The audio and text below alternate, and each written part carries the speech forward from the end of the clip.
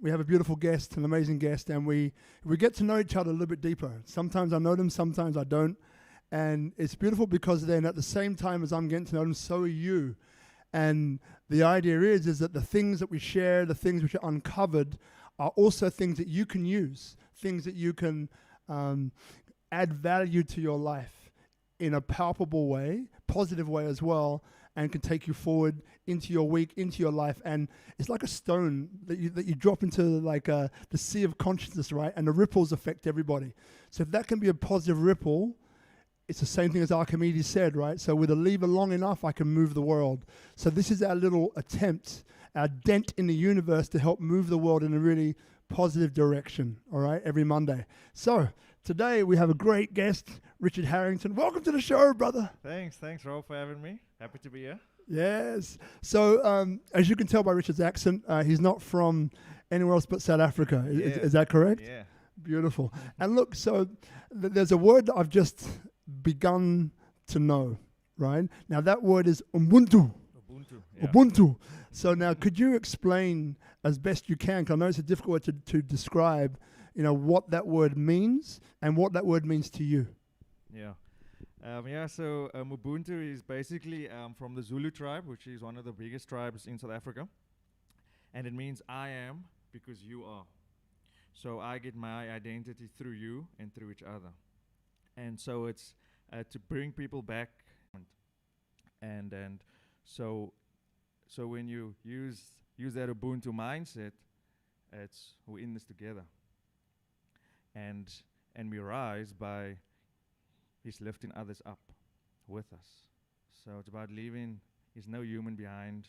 So on a journey now, it began to set people free from the debt trap. Then I noticed people were in the savings trap, to set them free from the savings trap. And then I saw they were in the working trap, the 9 to 5, to set them free from the working trap. And then I saw to set them free from the illusion of money, that you can have $1 million and still be very poor. To set them free from. No one can take that away from you.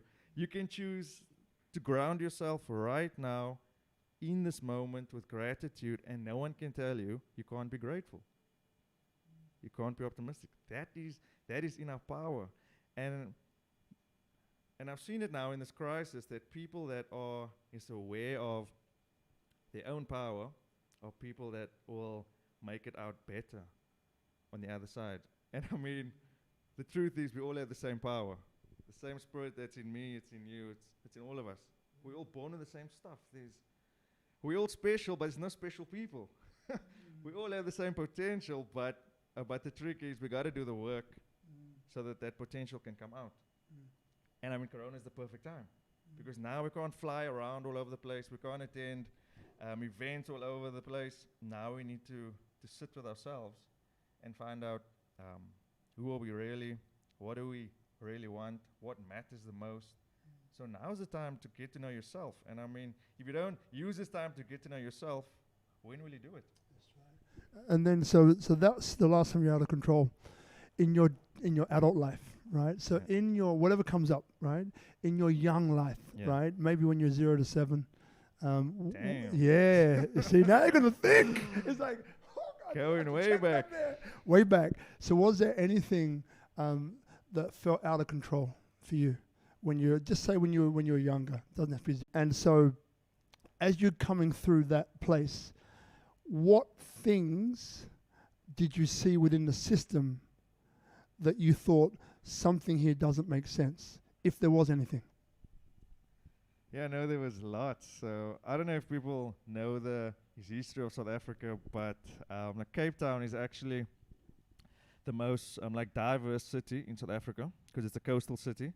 So I'm what you call a colored person in South Africa, which is mixed race. But if you Google what is a colored person in South Africa, it's like a combination of 4 racial groups. So it's the Europeans that came there to colonize South Africa, and then the African tribes that came from the north into South Africa, and then the original people of South Africa, indigenous people, which is the Khoisan people, which is similar to the Aborigines in Australia and the Native Americans in America. So the Sand people. But then the fourth part is are the Indonesian people. So that's why when I come here, people think I'm local. I'm like, I've never been here before. And it's so crazy because before we came to Bali, we went on a 3-month tour of Southeast Asia, and wherever we went to, Malaysia, Philippines, Singapore, I saw people that looked like, that's my auntie, that's my cousin, that's my brother. because South Africa is actually the only country on the African continent that used to import slaves. So the rest of Africa used to export slaves, but South Africa had the massive gold rush, and there wasn't enough skilled labor, so they actually imported a lot of Indian people and a lot of Asian people. So when you come to South Africa, there's like 1 million Indian people, and there's like 5 million Malaysian people, and we call them Cape Malays. So what was your question? You're what good. was your question? You're good. Oh, when You I got it? noticed the system. Yes. So I went to primary school in Cape Town. And the school I went to, there was just people that looked like me. So just colored people. Which is a combination of the 4 races. But so when I changed schools to Pretoria, which is the capital of South Africa, that was the first time I encountered white people, African people, and Indian people. So in actual fact, in my school, there was only 4 colored people in the whole school. My brother and myself, and another boy and girl. And like everyone thought we were related, and I'm like, I don't know these people. But we were the only 4 colored people in the whole school. But I began to see that the kids that had money is in my school were the white kids. And the kids that never had money were the African kids. And the kids that were middle class were the Indian kids. So I saw that South Africa is, we became free in 1994. And I mean, now we're 26 years free. But if you look at apartheid, it lasted for 40 years. But if you look at colonization, it lasted for 400 years. So we still have a young democracy, and that shows up in the economics of South Africa. So I began to see the kids that have money are the white kids that don't have money are the African kids, and the kids that are trying to fit in were the brown kids. And so I began to associate in my mind that white equals money, and black equals lack of money or poverty, like from a school level. So I tell people, what we have now in South Africa is political freedom, but we don't have economic freedom because of the 400 years of colonization. So the bad education that's been passed down from generation to generation. But now we had Mandela and the ANC to fight for political freedom. But here's the thing, no one will fight for economic freedom. Yeah. See, this is the thing, right? Because where I'm going to with this, right, is this. So you have an immense heart, right, for getting people out of the trap. That could be a financial trap, from saving, right, to, what were you saying before, saving trap, spending trap, debt trap, and so on. So I'm trying to get a sense of where this comes from, right? So quite often, 0 to 7 is our theta brainwave state. It's the things that we're impressioned by our parents, our caregivers around us, right? And then what happens is that sets up a chain of reaction of events in our mind that usually goes subconscious or unconscious for years, and we never tap into it, right?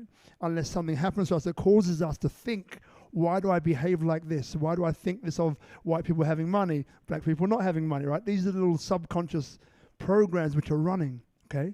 So then where I'm going to with this, so just hang with me, I'm trying to figure out, if there was something in your childhood, maybe it was your father, what did you get from your father, what did you get from your mum, that just set up this reaction, this chain reaction within you. I have to set people free.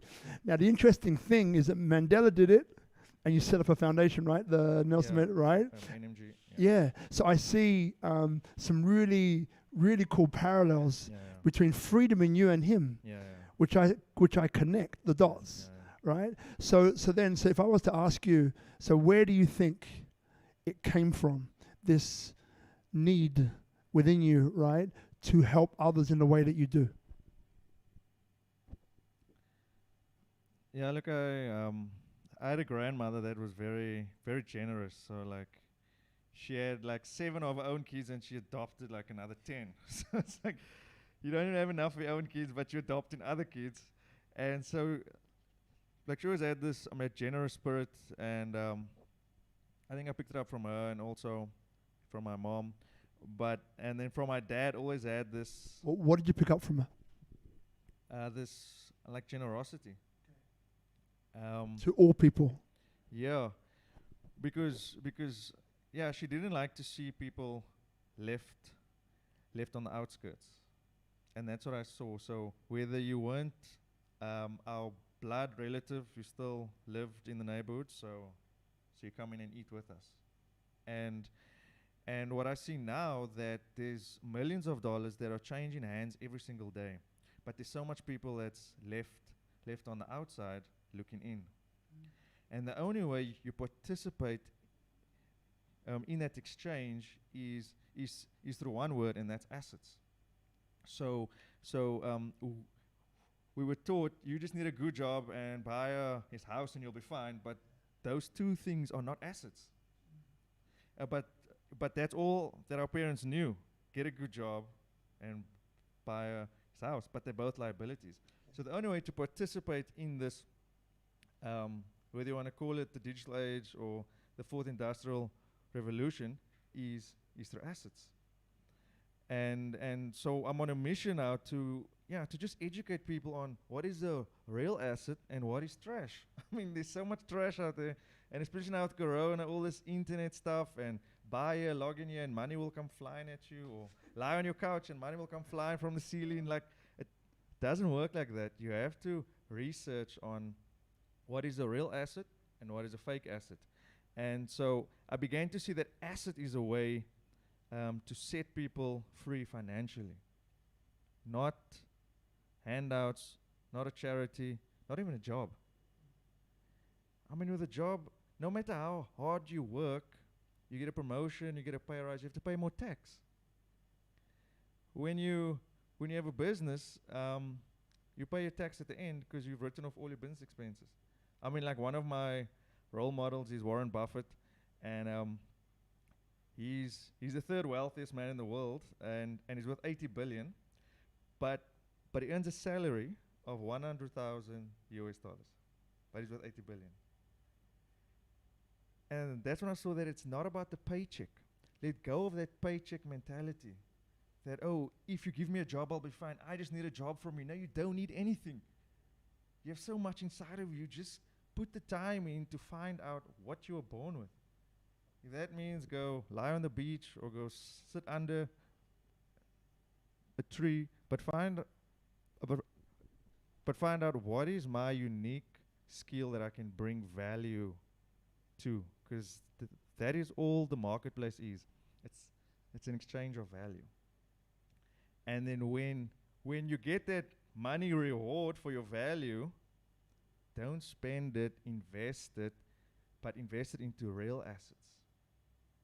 Because every asset you get, you're taking your power back and you're setting yourself free.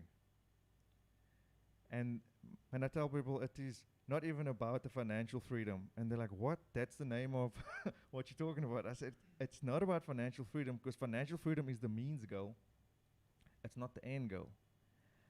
The end goal is your choice freedom. So like, back to that example, when our flights was cancelled, I was part of a WhatsApp group of South Africans in Bali, and the people were freaking out. They're like, the government must send planes, they must come and get us, they must come save us, because I have jobs to get back to. We were chilled because we have assets. And now, like, airports opened, we don't have to go, we choose to be here longer because we have assets. See, it's not about the financial freedom, it's about the choice freedom.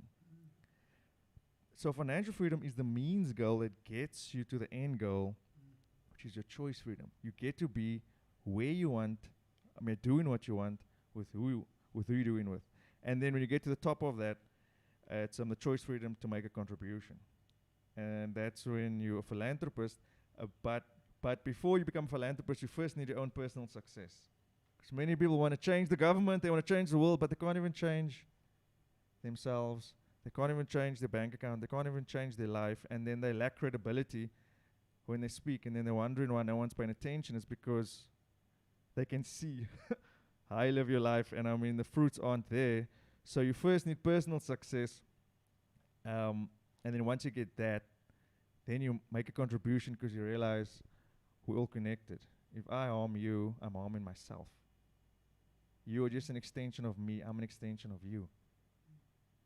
We are one. And when you have that mindset, money just comes to you because now you don't actually want the money because you know that there's more to life than money.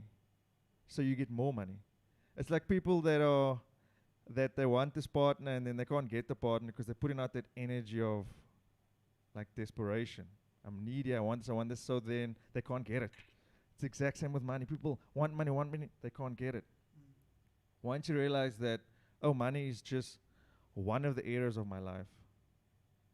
If I lose money, I can make money back. Money is just a tool. I don't need money to fulfill me. Then you get more money. And so it's because if you realize I'm full already, with or without money, that is the energy you're putting out there. An energy of abundance and sufficiency. But if you realize I need money so I can do this or so I can get there, you're putting out an energy of lack. And thank you for sharing that. The question came up. Remember the question now, but I was taken away with you. So now you've got some really important information to share in the form of a course coming up. Yeah, do you want to explain a little bit about that so people can understand? Yeah, so it's not a course. I'm a part of a 5-day challenge, and it's called a pivot. A challenge, and it's to help people prepare for the new economy. So if you're doing old things, you're not going to make it in this new economy. And so I'm a part of a 5-day challenge. Tony Robbins is on there speaking about life success. Les Brown, the best motivational speaker. Amazing. Lisa Nichols, Deepak Chopra, and then I'll be speaking about wealth. To tell people that you need to, before you invest your time and money, you need to ask yourself, is this relevant for 2021? Because if it's not relevant, no one's going to pay for it. What problem will this solve in 2021? Because that's all business is. It's problem solving. And the more specialized the problem is that you solve, the more money that you make. And so I'll be speaking about how to shift from active income into asset income. So yeah, it's very exciting. It begins next week. And would you like the website or? Give it. Yeah, give it. Drop give the it. website. It's 5daypivot.com. So 5daypivot.com. You can register there, and we start next week. Brilliant. And then so some of the key things which we had a quick chat about before, which I loved actually, was about value, right? Yeah. So can you just explain to people what you mean by value and why it's so important? Yeah, it's so funny because many times we just overcomplicate stuff. That the marketplace, money, investments, it's really simple. It is an exchange of value. The marketplace is an exchange of value. The more value you bring, the more you get paid. So like when I made my first million, my friend's like, I also want to make my first million. I said the million is just an effect, not the cause. When you invest in yourself every day, when your skill set is worth $1 million, the market will reward it immediately. Because the marketplace is just an exchange of value. So you'll see the businesses that make it out of Corona are the businesses that add real value. The businesses that don't make it, it's because you weren't adding real value. So it's like a filtration process to measure where you really adding value. And so I said I wanna share my 5 musts here, and I think it came out already because I'm here to add value. Put them in the 5 musts. Yeah, and I mean like first of all, if you want to be if you want to be wealthy, you have to change your priorities. Because wealthy people are wealthy because wealth is a must. It's not, oh, it's nice if I'm rich one day. No, they are wealthy because they're serious about money. And I mean, there's nothing wrong with that, because the more you have, the more you can give. If I'm broke, I can't help no one. But the more you have, the more you can give. So you need to have that value shift. Because if people value his assets at the bottom, they will never be wealthy, because the definition of wealth, financial wealth, is accumulation of assets over time. So you have to be honest with yourself and say, do I really value assets? Do I really value wealth? And that will show in is how you spend your money. So like many people say, oh, Richard, I also want to be financially free. Then I'm like, where's the assets? And they're like, what? Where's the assets? Because it's the assets that will make you financially free. I mean, it's not a luck or chance. It's accumulation of assets over time. So is that one of your values? So I live my life with 3 core values. I value wealth, I value evil, so they'll never put money on top, because subconsciously they're afraid of money, or they were taught that money is evil. But if you look at it, it's a love of money, not money. So like no matter how much money I make from shares, I don't love my shares, because it can't love me back. It's just a tool. So now that it's a tool, it's okay to put it high up there, because you won't lose yourself in it. And so like my first must for financial freedom is you got to ask yourself, what do I value? Because your life will reflect what you value. So if you don't value money, you won't have money. If you value money, you'll get more money. And I think the next one is you got to know your why. So it's not just I want to make $1 million, so I have $1 million, or to get the car or the house. Like if you look at most wealthy people, like your Mark Zuckerbergs or your Warren Buffett or Bill Gates, they are simple people. They wear like a t-shirt, jeans. They're not on Instagram flashing all their possessions. That's what rich people do, but not wealthy people. And so you got to ask yourself, what is the end goal? So there's nothing wrong with having the big house or the big car, but think beyond that. What is your why for financial freedom? Why do you want to be financially free? So what you're saying there is a purpose-driven why. Yeah. I want to be rich because I want to create a company that changes humanity. Yeah. For example, right? Okay. So like my why was first the choice freedom. So freedom to live life on your own terms, because life is short. You don't want to have a boss that you need to check in every day and, yeah, can I please have my 2 weeks leave? Can I please, here's my doctor's note. Can I please? You want a life of freedom, but then you also want a life of contribution. And that's his ultimate why, to make a contribution. To know that if there is some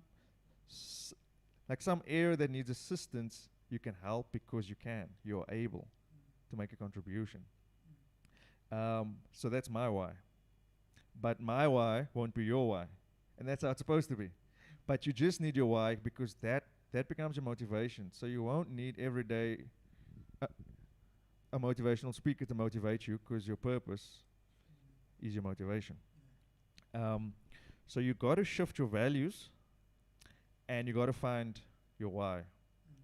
And then you got to stop following like the fads and the trends, like, oh, this Bitcoin thing is hot right now. I know we have some like Bitcoin people watching here. But I mean, you got to just ask yourself, what do wealthy people do? And do that. What do broke people do? And don't do that. And I mean, yes, I'm obsessed with the Forbes list, because it's the wealthiest people in the world, and I believe success leaves clues. And I study that Forbes list, and none of them are there through Bitcoin, through the Forex market, through network marketing. They're there because of real assets.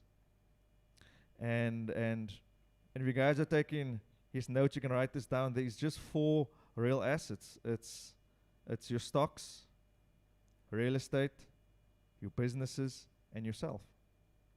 Those are the 4 real assets. Everything else is just marketing. Marketing. And so you got to, if you want to be financially free, you have to research, is this a real asset or not? Because that's the definition of wealth, accumulation of assets over time. If you don't have assets, you won't be wealthy.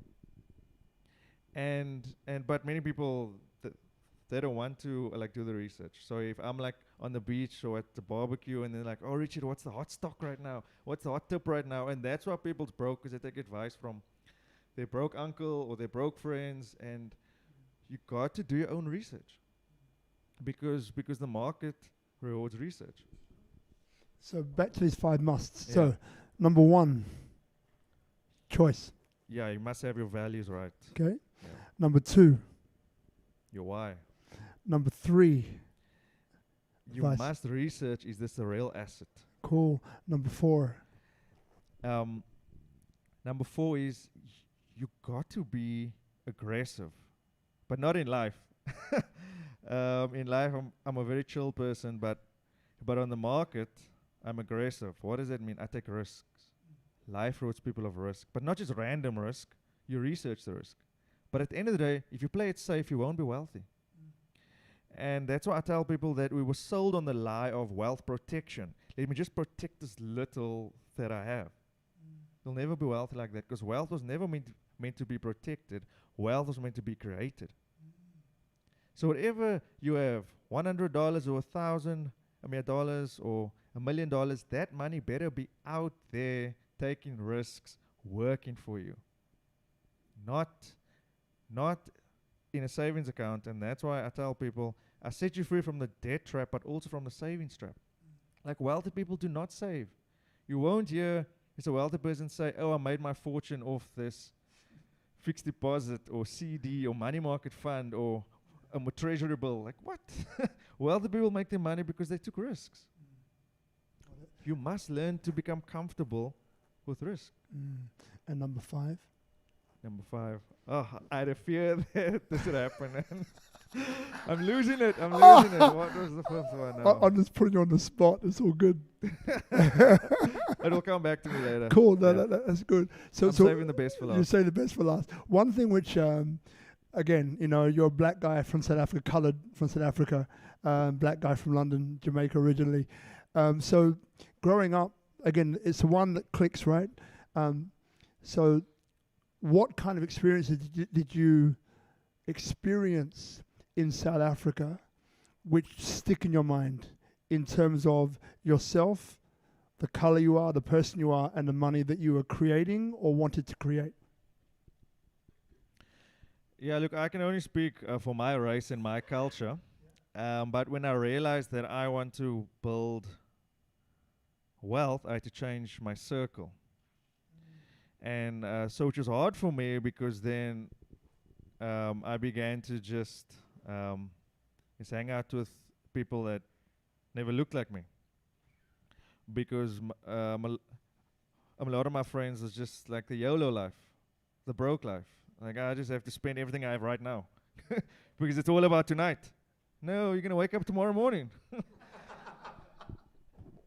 What's your vision here? Your 5-year vision, your 10-year vision? And I began to see I am losing a lot of my friends. Yeah. And I told them that I'm on a growth path here. I want to learn and grow every single day. That's a high value. If you don't value growth, you're gonna see less of me. If you're happy with where you are, you're gonna see less of me because I know there's more out there. And I know that life has more to offer, and I wanna see what's in store for me.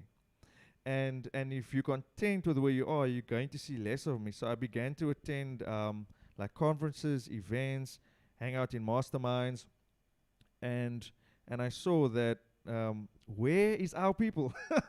They need to hear this. They need to get here, but you need that value exchange. That is not about just having money in your wallet.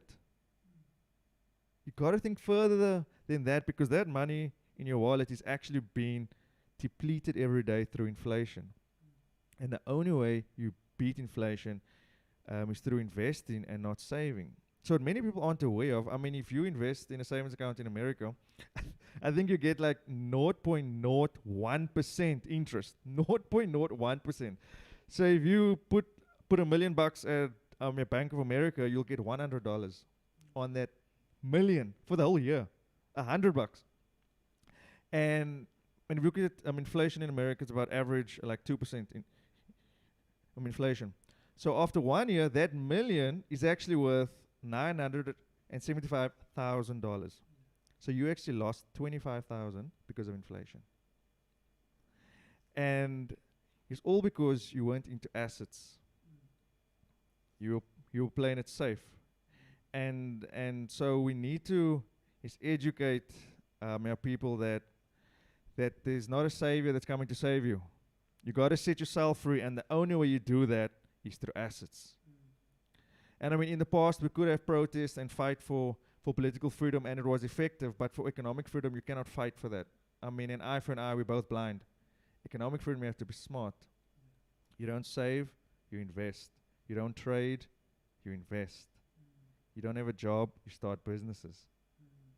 And oh yes, I got the fifth one. I knew it was coming. I knew it was coming. It just dropped. All right, hit us with it. Yeah, so the fifth one is hedging. Hedging, and that's actually a very important investment strategy. So we all know the thing. Make sure you don't have all your eggs in one basket. But the problem is you can't have one basket. So you have multiple baskets, and you can't also have one goose that lays the egg. You got to have many people that you're partnering with, that it's not just your capital on the line every time. You got to be hedging.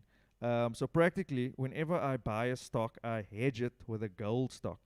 I mean, I'm from South Africa, you have to invest in gold. And we saw now in Corona, when the market takes a dip, the gold price shoots up because the gold has a perception that it's a safe haven.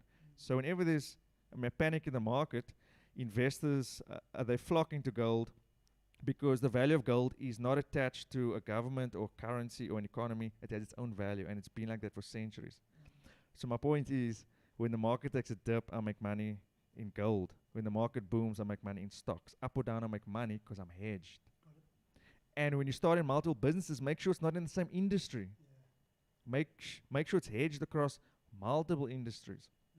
So many people know diversification, but all they think is, index fund or unit trusts or ETFs. That is over diversification. Not to get too technical here, but if you're in a fund and you invest $100 across 50 stocks, if one stock jumps by 5%, you won't even feel it because it's one of your 50 stocks. You over-diversify it, so you dilute in your returns. So to be wealthy, you have to pick one area and specialize the hell out of it, because the market only rewards specialists, not a generalist. Once you get money from your core skills, now you funnel that into at least 4 types of assets. And because then you know, if anything happens with the oil price, you hedged in gold. If anything happens with gold, you hedged in tech stocks. So you got to have, I don't like to use the word a diversified portfolio, because that won't make you wealthy. It won't. You got to have a portfolio that's hedged. Love it. Yeah. So then, thanks for sharing all of that. We've gone pretty deep into the financials. Yeah. So now, just going back to your mum and dad, right? So which things do you think that you got through your mother, and which things do you think came through dad? Yeah, where's the tissues? Yeah, I think my parents are the perfect balance. So my mom is the nurturing type, and my dad is analytical. It's like only recently now my messages from my dad, it's love dad, just this year, but all before it was kind regards dad, kind regards. And so so my mom was more the nurturing kind, and my dad was more the safe kind, that no matter what you do, will you have enough money to pay for your rent, your food, and I mean, we call that limited thinking, because your income potential has no limits except the limits that you place upon it. So if every day you are learning a new skill, there is no limit to how much you earn. But if you think in your head, no, the most I can make is 100,000 US. Then you're gonna make 50, and then 100, 110, and then back to 100, because the 100 is what you made your identity with. That is me. And many people like have it with their dads. I mean, for me, it was a big thing when I began to out earn my dad. I actually felt a bit bad for it because I'm like half his age, and I had to let go of that, because the more I have, the more I can give. So it's a good thing, because now if anything happens in the family, you are able to. I mean, it's like the battle of the sexes. They say that the relationship is fine until the woman makes more money than the man, and then we feel as a guy, we feel smaller. But I mean, the more money your partner makes, it just makes the relationship better as a unit. And so there's but there's that ceilings we have to break through, because we think, oh, it's my boss that's limiting me, or the economy that's limiting me. But actually, it's your own identity. You've attached yourself to, no, I'm not a wealthy person. I'm autistic. I'm a starving artist. See, you've chose that. But I can show you this artist that's amazing and also a multimillionaire. So it's possible. That's the evidence. I mean, people say, no, I'm broke because I'm spiritual. I can show you a spiritual person that's a multimillionaire. And I mean, I believe that the more money you have, the more spiritual you can be, because now you can actually help the person, not just pray for them and then bye, like, oh God, hope that person's okay. No, you have money to buy them food, buy them a jacket. So it makes you more spiritual.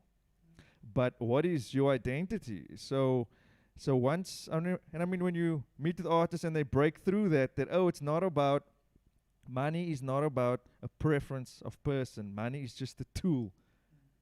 It just wants to progress. It's just looking for a channel where it can spread out. So it's like, and I mean, there's a saying, a pipe that sends water out, you're always wet. A pipe that sends water out is always wet. And if you're a giver, you will always have. Resources will come from everywhere and anywhere, because it knows that that person is a channel for the universe to progress and spread. And yeah, we're all just channels. Thank you, brother. Thank you, man. Gordon, I'll offer you some water, but there isn't any. So now, so guys, there you go. If you want some water, bring it over. So if anyone has any questions, okay, now is time in the next. Yeah, let's couple go of minutes. deep. Let's go deep. Check, mic check. Yeah. I'm trying to give a beatbox, Ichi. Yeah, this is a cool thing, man. Like, I think there's a reason I came today. Because so many things what you were saying were resonating with me in terms of relationship with money. I grew up in a church as well. Like, my dad was a pastor. He's a pastor. And he'd always, PK, what's up, baby? You PK to anybody else? Okay, just us. High five. And he always used to say, he'd be looking at me when he said this shit too, like, the love of money is the root of evil. I was like, oh, I can never make. So that's what Robert talked about from a young age. If you've been hearing this, whether it's religious, whether it's your parents just always spend a lot of money on, gifts, and they didn't save or invest in your case, it really affects you. And I realized in my journey myself, after coming to Bali, having a media agency, having some relative success, I never crossed a certain, I remember the first time I made $10,000 per month. Even when I used to be able to not say that loudly, because I was like, ooh, that's a lot of money. That's nothing.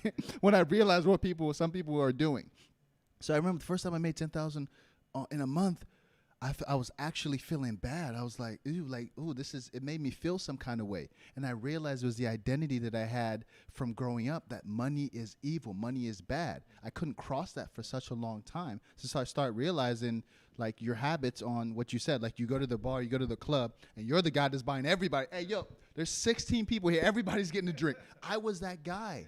Now I'm not that guy. Listen, nobody drinking tonight. Let me tell you right now. And I realized that identity. So my question, I'm getting there.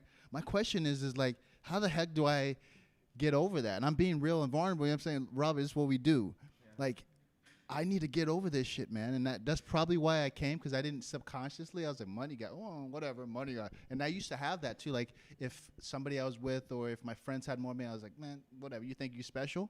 And I realized that was wrong. Like I should be telling myself that that's a beautiful thing. Be happy for them and figure out how you can fix your relationship with money so you can be damn well millionaire, billionaire vision that you want to be.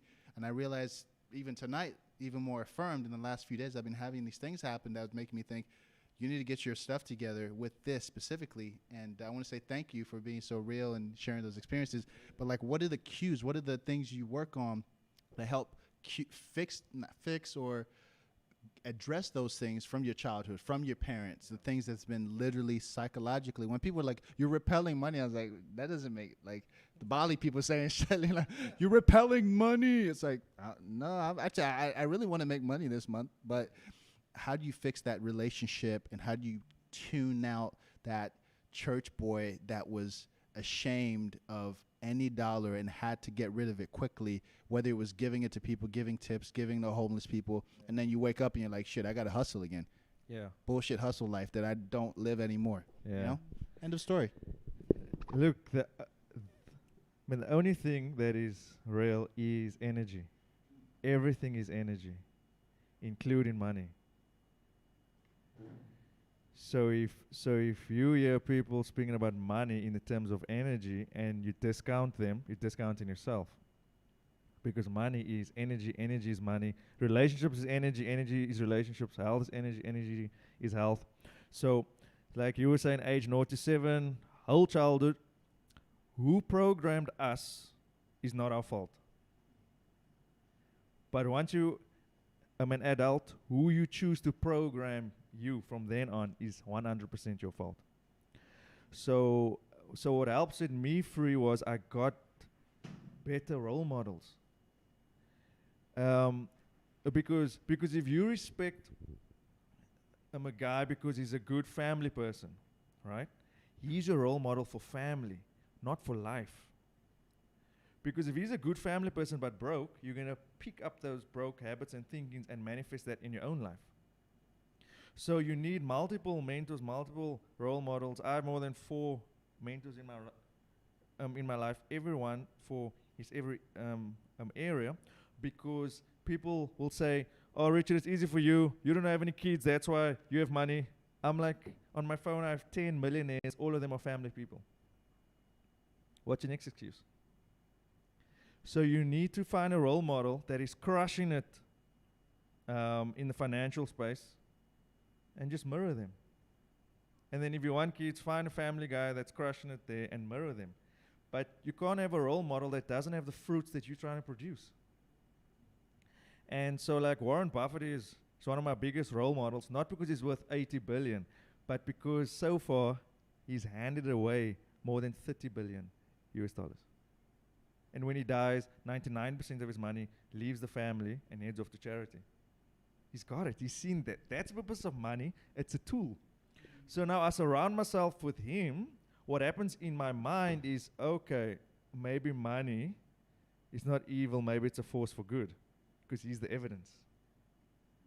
And now the more money I have, I don't feel bad, because I know the more I have, the more I can give. But that happened because I allowed him to program me and condition me. Because that's exactly what our parents did, our culture did, our religion did. They conditioned us. And that's not our fault. But who we choose now to condition us, that is completely in our control. So I have a rule with money. I'll take advice and I'll learn from you with family and culture, but not money. I can only learn from someone with money that has more money than me, not less money. So, and that's why people are broke, because they take advice from broke people. People are wealthy because they take advice from other wealthy people. So I don't read magazines, I don't read newspapers, because it's written by journalists that are broke. And if you make your decisions based on opinions of broke people, you're going to be broke. So to change, to reverse that and reprogram yourself, you need to say, okay, I'm really, health is a challenge area for me. I can't take advice from someone that is unhealthy. So for me, you don't have to have money. You just need to be healthy, because I need you to condition me in that area of health. And so we just mirroring our environment every day, and that's why I tell people that your network is your net worth. If you want to lift your net worth, you got to lift your network. And so there's one person said, "Oh, but I don't have any rich friends." I said, "Watch your broke friends. Look what they do and don't do it. Look what they read and don't read it. Look what they watch and don't watch it. Just do the opposite and you'll get opposite results." And I've just been funny, but it's the truth. It's like who we mirror is who we become. So you'll see that maybe you're a positive person, but then one week later, you come back here, but you're negative all of a sudden. It's because for this past week, you've been spending it with a negative cousin. And it got into your thinking, into your words, into your behavior.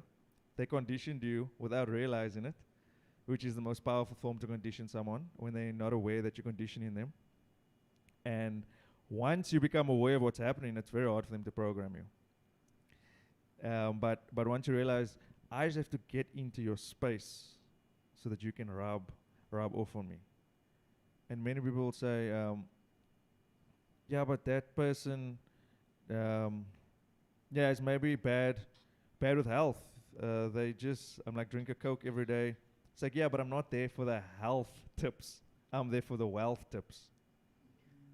I can use someone else for the health tips, but the only way to break free from that is to get someone that has success in that area and let them rub off on you. That's what happened with me. Yeah. Yeah. Great answer, great question. And pass it around. So one question from me. So you said before that you were in debt, hundreds of thousands and so on, right? So how did you get out of that? Now, this one is probably more so than finding a mentor who knows how to get out of debt, but what specifically that you can share, what did you do mentally, physically, emotionally to get out of that debt? Yeah, so it was a journey of a year. But I had to put the focus not on the end goal, because the end goal was I wanted to be debt free. I had to shift the focus on the progress. So I was like, I may not be debt free yet, but thank heavens I have one less loan. I have one less account. So I'm not where I want to be, but I can see something's happening here.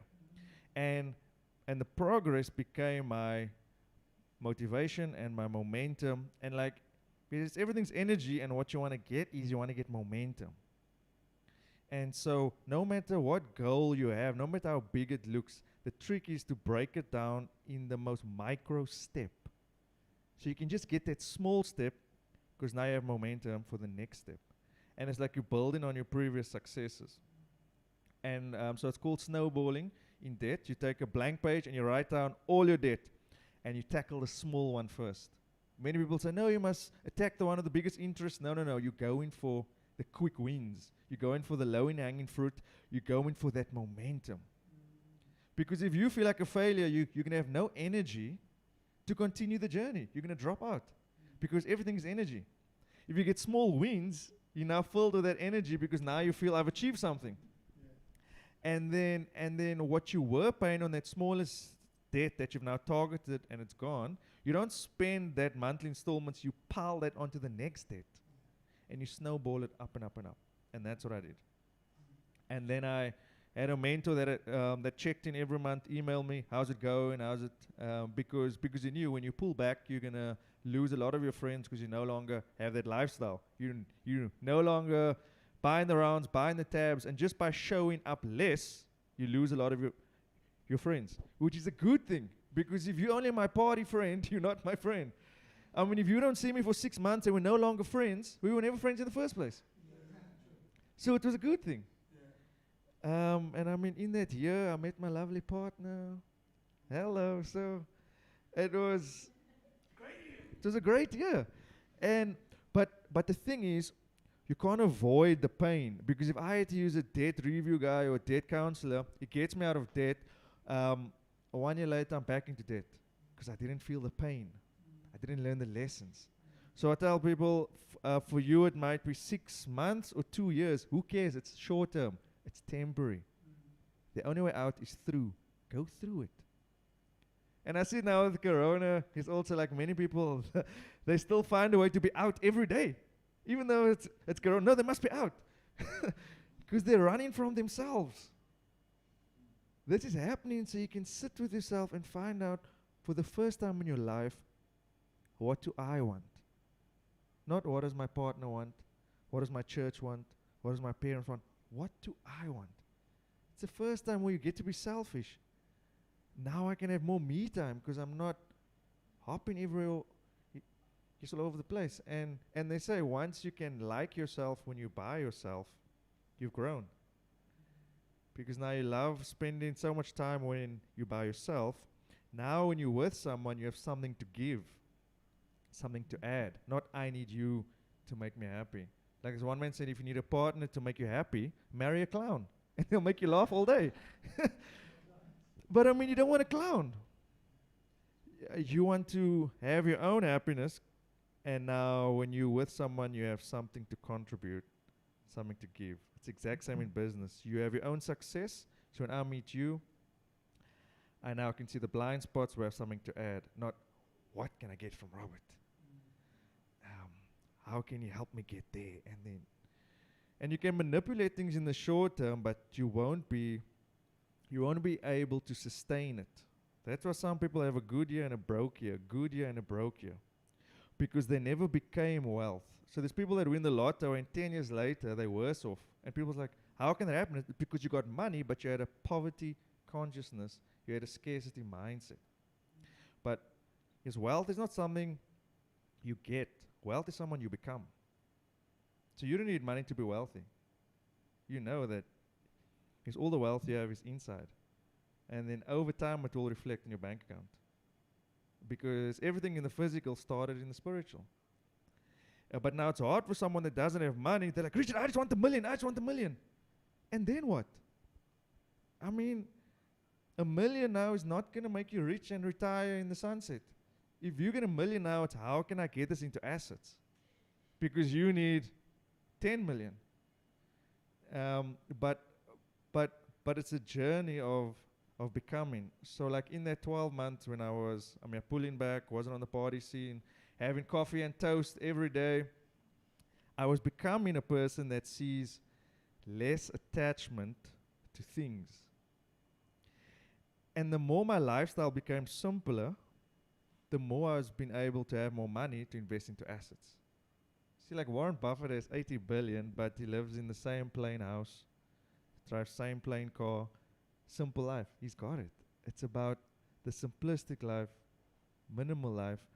It is not about the fancy lifestyle.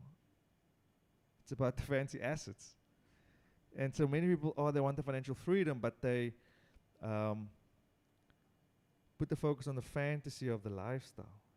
No, get the assets, and then over time, the assets will afford every lifestyle you want. But you have to have that shift that I'm willing to sacrifice now to get the assets. Because if I know if I have the assets will afford any lifestyle I want to. But I landed myself into debt because I wanted to chase the lifestyle. If you chase the lifestyle, you'll always be broke. Always. And I was new in the investment space. I was a 20-year-old. I tried to compete with the 40-year-olds and the 50-year-olds. And they had old money. I had new money. New money cannot compete with old money. You're going to go broke. You're going to go into debt. New money plus time equals old money. But it was identity. I needed the stuff to show people I'm also successful. I've also arrived. I also belong. Will you accept me? And that's why we go broke. Once you realize I don't need that stuff for my identity, I know who I am, then you get the stuff because you don't want it. It comes. When you want it, you can't get it because you're putting that energy out of lack, so you attract more lack. When you know that wealth isn't in a place, it's in here. Now when you meet people, you bring that wealth out. So you're not really attracting wealth, you're radiating it. Because that's your new identity. Your new identity is wealth, but you're on a long journey of becoming. So like they say, there's no such thing as overnight success. no one's seen in the background what you went through and the sacrifices you made. So if I see a person with a big house, I'm not interested in the house. I'm interested in what did you sacrifice to get that house. And then they tell you, oh, I lost 2 wives, my kids don't speak to me, I am overweight, I'm depressed. And I'm like, okay, keep the house. I don't want the house. Because if you look at that payout for what you put in, it's not worth it. So it's all about, the work, becoming the person. And then when you get it, it doesn't ruin you. You know how to funnel that because you are ready for it. Thanks, brother. Thanks for sharing. So we've got a question over here, Brother Fede. Yeah. Go deep. Yeah. So, in your opinion, why do you believe that you're successful, if indeed you do believe that you are? Yeah, so we all have our own definition of success. My definition of success is if I wake up in the morning and the stuff I do, if I chose to do that stuff, I'm successful. If anyone else chose it for me, I'm unsuccessful. Standing in my own power, that is successful. And every era in your life where you don't walk in your power, someone will come in and they will overpower you. And so, and if I see that happening, that something happened, and I didn't act on it, but I had the power to act on it, I was unsuccessful in that moment. I didn't use with what I had to make a difference, so it wasn't a successful thing. So why do you, I guess to clarify, why do you believe you became successful? What I believe, because that's, because I reached my own standards. I believe I'm successful. I don't need to reach society's standards. And that's a difference between a high achiever and an accomplished person. You can be a high achiever, but it's all you're doing is you were reaching someone else's standards of what society says is success. You've achieved that. But that doesn't mean you've accomplished anything. If you have your own set of values, your own standards, and you meet that, you're now an accomplished person. And I rather want to be accomplished than a high achiever. So another way of saying it is that the world can give you a skewed sense of what success is. So if you're hanging out with these guys, say if I earn 100,000 a month, I'm successful, and if it's under 100,000, I'm not successful.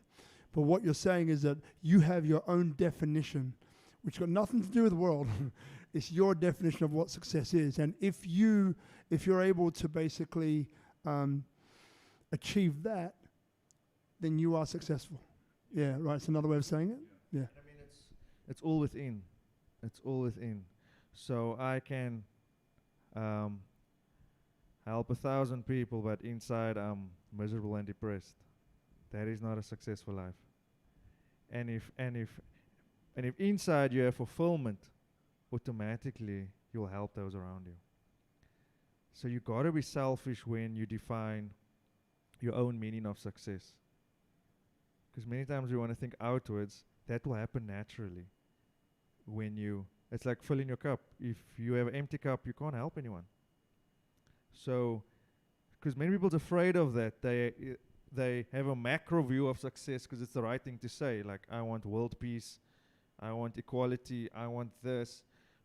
But none of that will happen unless inside you feel happy with yourself. Because now you have something to give. And so, so I have a very micro view of success. If I change myself, I'm successful. And automatically, if I change one more person, I'm successful, but it's not I want to change the world. Yeah. So we'll grab any more questions. Now, yeah. So you got a microphone here, darling. Yeah. So remember, with this microphone, guys, don't do this. Turn it towards your mouth. Otherwise, we won't hear you. Yeah. Okay. So directional mic. Yeah. Here. Okay. You know, like since you started your journey. Okay. Since you started your journey, I'm sure maybe you had some kind of setbacks. Since you started, you got debt-free, but were there any setbacks when on your path to be successful? And when you had those setbacks, how did you approach them? What kind of mindset you had? Great question. Yeah, the debt was obviously a major setback because, like I said, I was embarrassed and ashamed when I was in debt because I was a firstborn and you have to set the example to your younger siblings. And I was the only one with a degree, and yeah, I'm the one in debt. So, which is not fun. And yeah, so what helped me was to put the focus on the progress, but also like gratitude was a big thing because okay, I'm in debt. Not only I have no money, I'm in negative. I'm in overdrafts, but I still have breath in my lungs. I'm still alive. I still have a brain.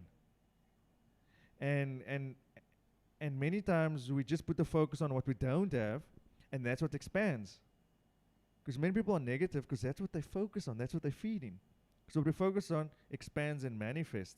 When I began to just be grateful that I'm still alive, that I still have a brain, that I still have a job where I can earn income, that I can funnel into assets, that began to expand. Because I mean, it's very easy if your life is going up and up to be grateful. Oh, thank you, universe, for the sunset. Thank you, universe, for this coconut. But then what if you lose all your friends because they have to leave Bali and you're the only one stuck here? Then it's hard to be grateful.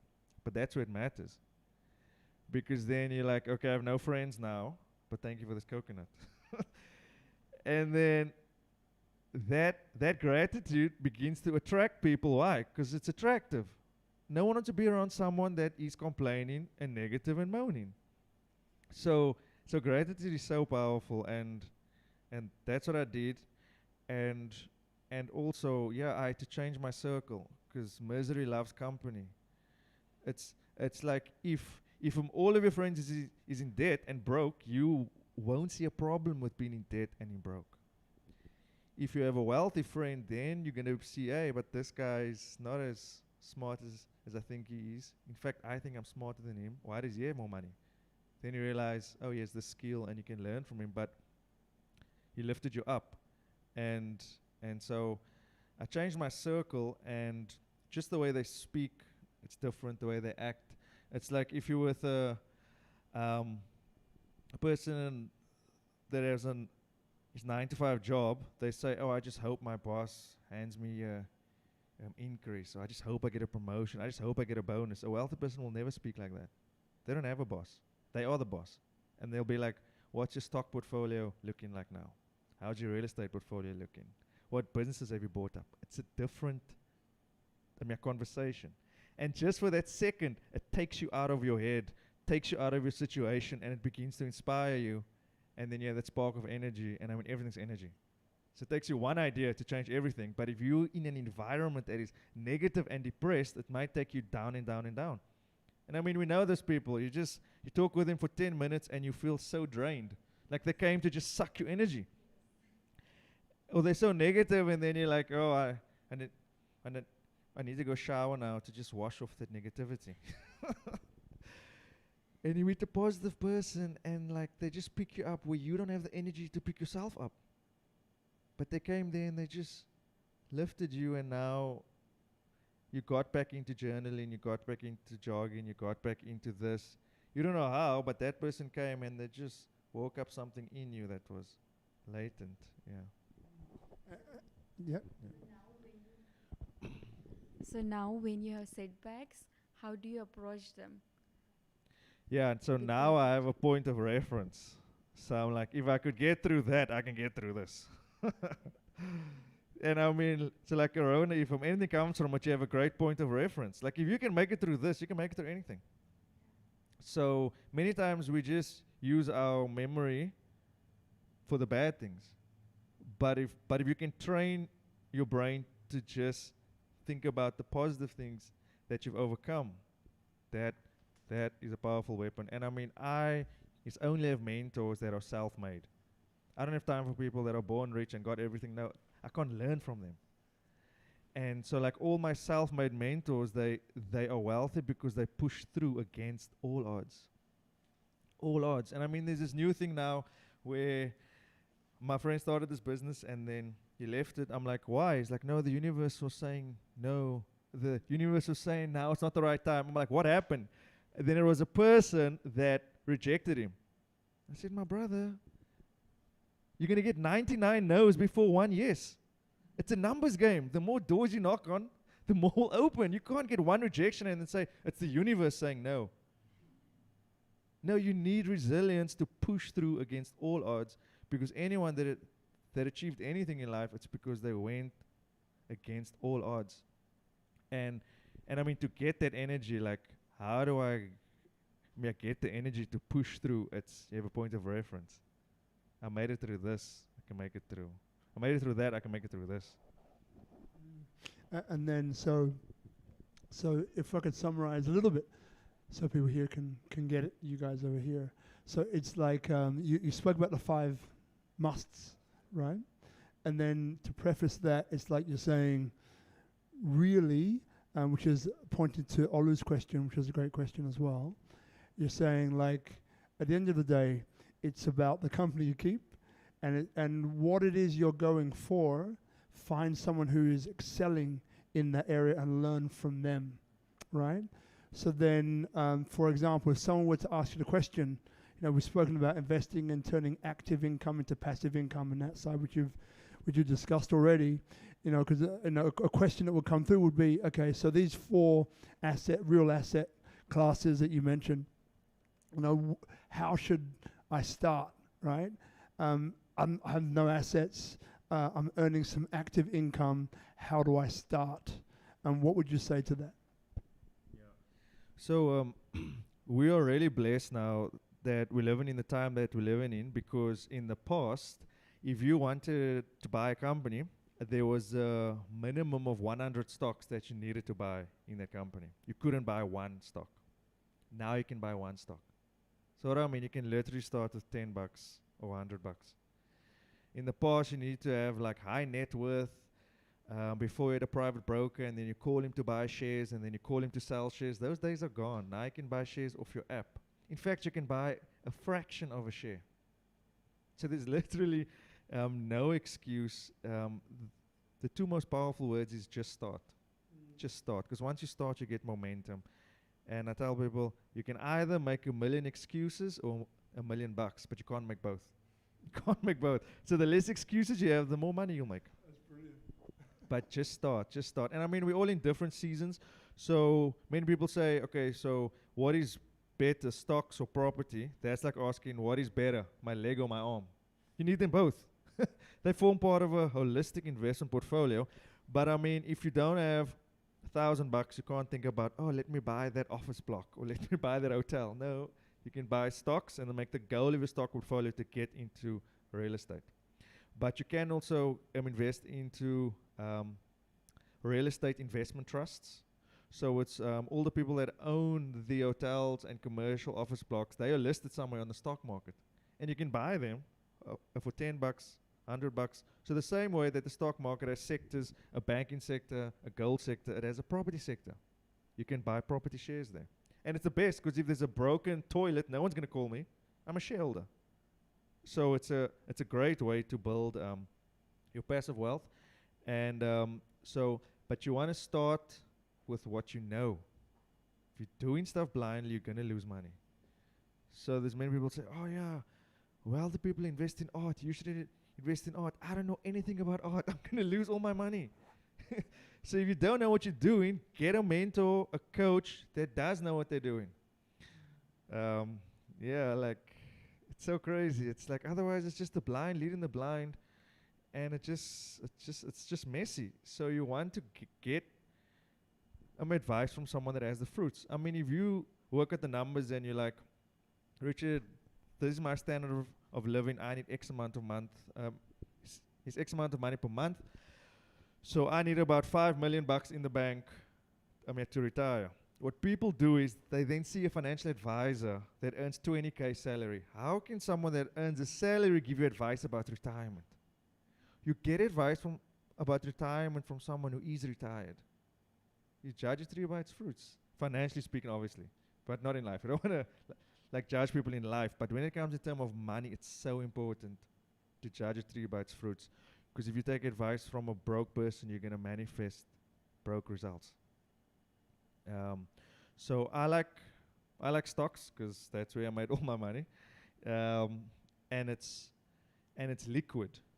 So if you want to sell a property, you have to wait like 3 months, 6 months. You sell a stock in the same day, and it's a cost-effective investment. You can start with $10, $100, but there's no guarantees. So your capital can fluctuate, which is a good thing, because if you in a risk-free savings bond or treasury bill, that means reward free. If you tell me it's risk free, I'm like, it's reward free, because you take out risk, you take out reward. Higher risk, higher return, but I'm not speaking about Bitcoin and the Forex market and trading baseball cards. No, those are not assets. Assets is something you can evaluate based on the earnings and the cash flow and the track record. There's some reference there. If Bitcoin moves from 1,000 into 11,000 based on nothing, it's not an asset. It's a speculative instrument. And you're not going to build wealth through speculative instruments. But I can speak for hours about investing. So look, we can speak for hours in general. Yeah. So look, in a minute, we'll begin to wrap this up. So Richard, I want you to think if there's something left that maybe is unsaid that maybe you want to say or you want to talk about, and then we can close with that. I'll give you a minute or two to think about what that might look like or what that might sound like. If there's anything left, right? For those of you at home, so this is Speak Up Monday, number 78. I believe 79, tune in again, Monday. Every Monday, 7 p.m., you can see the recording.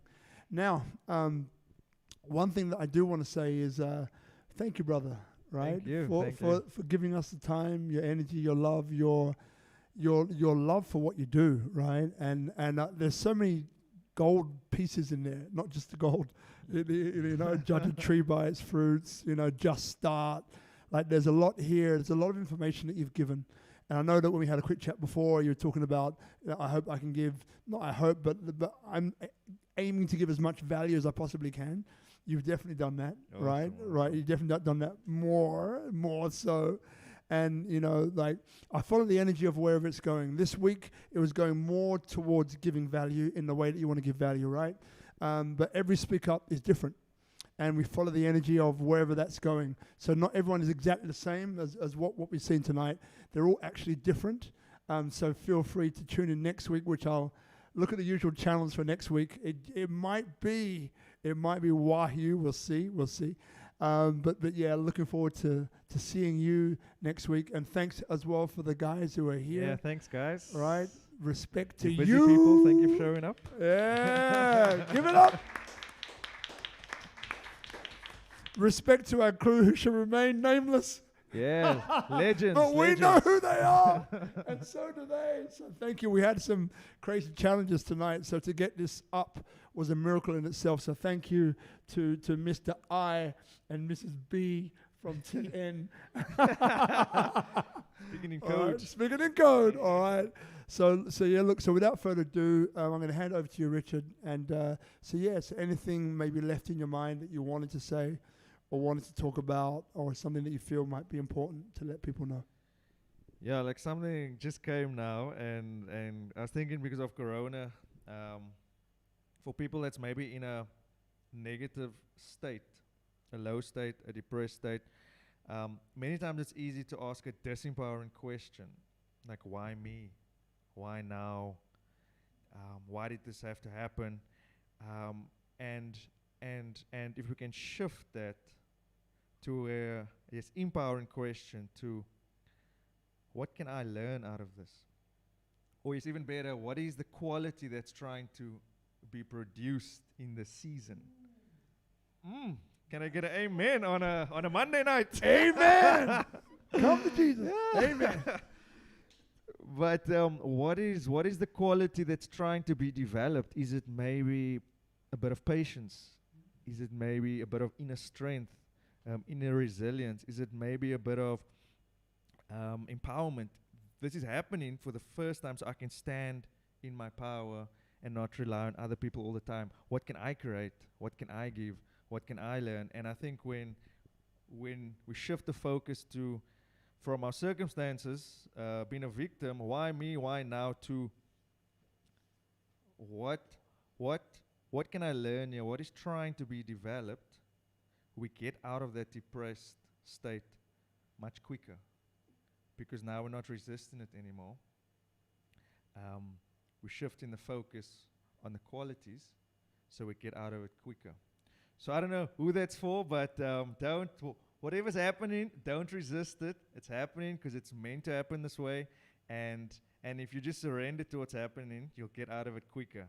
If you fight it, if you resist it, you'll have to go through around the same mountain again and again. So this is happening for a reason. It's happening to grow you, so that we come out of this better and stronger. And I mean, it's part of evolution. I mean, Corona was sent to evolve us as a species.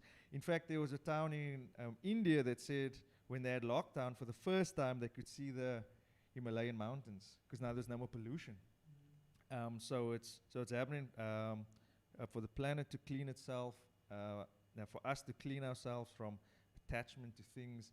I mean, like, since we've arrived here, we began to sell our stuff back home in South Africa because we don't need it.